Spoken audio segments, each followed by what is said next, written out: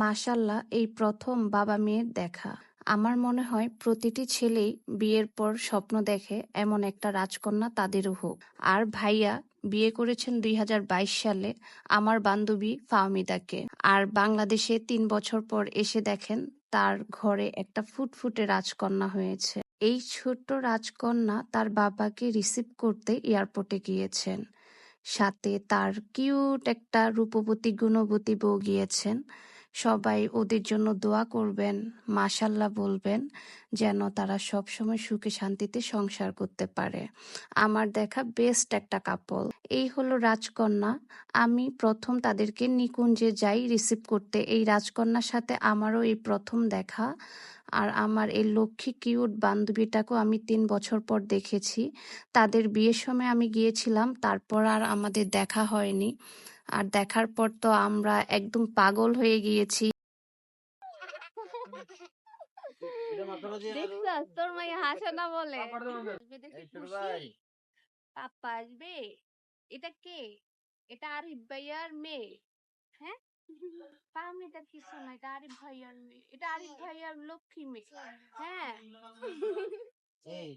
আরিফ ভাইয়ার রাজকন্যা একেবারেই আরিফ ভাইয়ার মতো হয়েছে। আমার কাছে মনে হয় সম্পূর্ণ আরিফ ভাইয়ার কপি। আম্মু কি করে? এটা কি হাতে লবণ? হ্যাঁ, এটা কে? হ্যাঁ, এটা ফাহমিদার মেয়ে। ফাহমিদা কই? ফাহমিদা আম্মু, ফাহমিদা কই? মাম্মি, মাম্মি কই? মাম্মি কই? হ্যাঁ, এই তো বল, এই যে আল্লাহ আল্লাহ আল্লাহ। ফাহমিদা তার ছোট্ট মেয়ে এবং ছোট ভাই, সাথে হচ্ছে নন্নাসের জামাই সহকার, তারা নিকুঞ্জে অপেক্ষা করতেছিল। তো বলল আমাকে নিকুঞ্জে আসার জন্য। তাই আমি উত্তরা থেকে আগে নিকুঞ্জে আসি। কিছু টাইম এখানে অপেক্ষা করি ভাইয়ার জন্য, এয়ারপোর্টে অপেক্ষা না করে।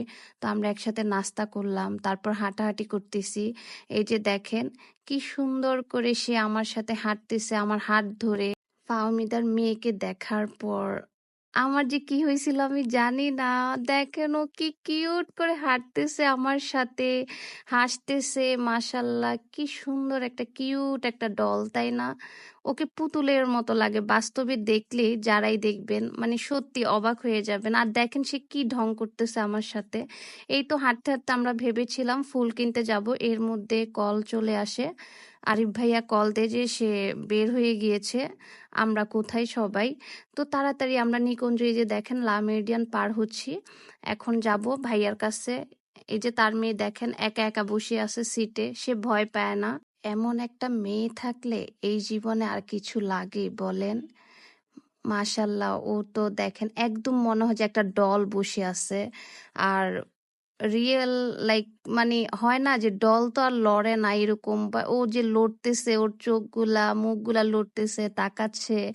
মাশাল্লাহ, কি যে কিউট লাগতেছে।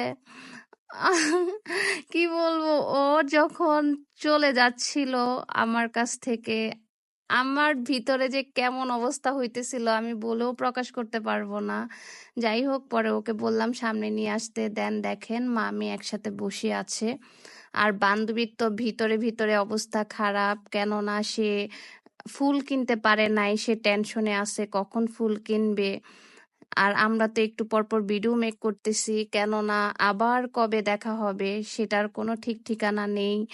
আর এমন একটা বাচ্চা, আমি সারাক্ষণ শুধু ওর ভিডিও করতেছি, ক্যাপচার করে রাখতেছি, যেন যখন মন চাবে দেখবো তার সাথে আমার এই মুহূর্তগুলা।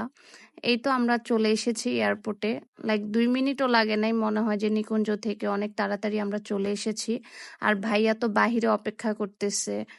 আমরা যেখানে মানে আমরা বলতে আমি তো এসেছি আমার বান্ধবীকে ৩ বছর ধরে দেখি না, এবং তার মেয়ের সাথে আমার এই প্রথম দেখা। আর এদিকে ভাইয়া অপেক্ষা করতেছে যেখানে ওরা অপেক্ষা করার কথা, তাই না? উল্টা হয়ে গেল। তো শুধু ভাবতেছিলাম যে এখন এই যে আমরা এখন একটু সামনে যাচ্ছি, যখন নামবো তাদের দেখা হবে, এই মুহূর্তটা কেমন হবে। আমি এত এক্সাইটেড ছিলাম যে এরকম মুহূর্ত আমি নিজের চোখে দেখবো। আর আমার বান্ধবীও অবশেষে তার হাজবেন্ডকে ৩ বছর পর দেখবে। আর সাথে এই যে দেখেন বাবা মেয়েকে এই প্রথম দেখা তাদের, মাশাল্লাহ। আমি জানতাম ভাইয়া এসেই আগে তার মেয়েকে জড়িয়ে ধরবে। ভাইয়া তো তার মেয়েকে দেখে আর অন্যদিকে কে আসছে সেটা দেখার চিন্তাই করতেছে না। তারপর বান্ধবী তার হাজবেন্ডকে ফুল দিচ্ছে এবং সাথে তারা আমাকে দেখে লজ্জা পাচ্ছে, আমরা কি ভাববো। যাই হোক, ওদের ভালোবাসা অনেক মিষ্টি, অনেক সুন্দর। এর জন্য তাদের ভালোবাসা পূর্ণতা পেয়েছে। সাথে আল্লাহ দেখেন তাদেরকে কি সুন্দর একটা রহমত দিয়েছেন আল্লাহ। তো সবাই দোয়া করবেন ওদের জন্য। রাগ দেখাইতেছে কিন্তু, ভাইয়া রাগ দেখাইতেছে কিন্তু ফায়ার হয়ে দিতেছে।